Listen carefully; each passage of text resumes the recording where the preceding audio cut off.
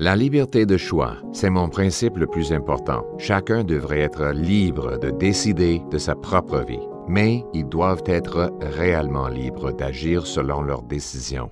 Que se passe-t-il quand la dépendance leur enlève cette liberté? Un maître cruel prend le contrôle, dictant leurs actions et les poussant peut-être à se tuer ou à tuer les autres. Durant les 10 dernières années, les opioïdes ont tué 50 000 Canadiens. Les victimes n'ont pas choisi leur destin. Ils ont perdu la capacité de choisir. Pour éviter que d'autres subissent le même sort, on doit intervenir et les aider à se libérer du tyran qui les contrôle.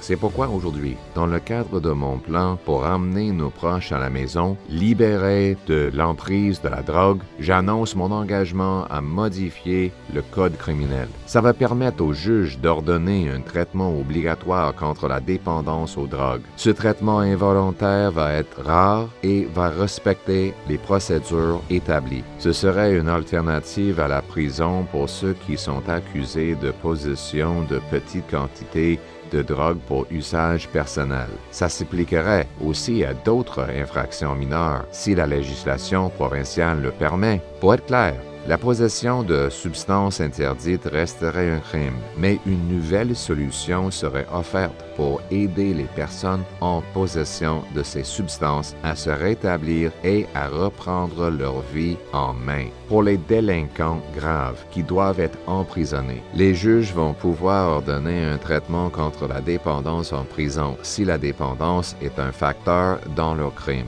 On va aussi exiger des tests de dépistage obligatoires en prison pour s'assurer que les détenus se rétablissent et ne consomment pas de drogue. Le traitement forcé va s'ajouter aux autres mesures pour mettre fin à la drogue. On va aussi sécuriser nos frontières pour empêcher l'entrée de la drogue, emprisonner à vie les grands trafiquants de fentanyl, mettre fin à l'approvisionnement dangereux de drogue financé par les contribuables. On va aider les toxicomanes à se rétablir et on va reprendre le contrôle de nos rues. Les conservateurs de gros bon sens vont travailler pour mettre fin à la crise de la drogue et ramener la promesse du Canada dans un pays où travailler fort mène à une belle vie, dans une belle maison, dans un quartier sécuritaire, protégé par des frontières solides et des troupes courageuses sous un fier drapeau. Un pays qui prend soin de ses plus vulnérables. Le Canada d'abord, pour faire changement. Ramenons le gros bon sens chez nous.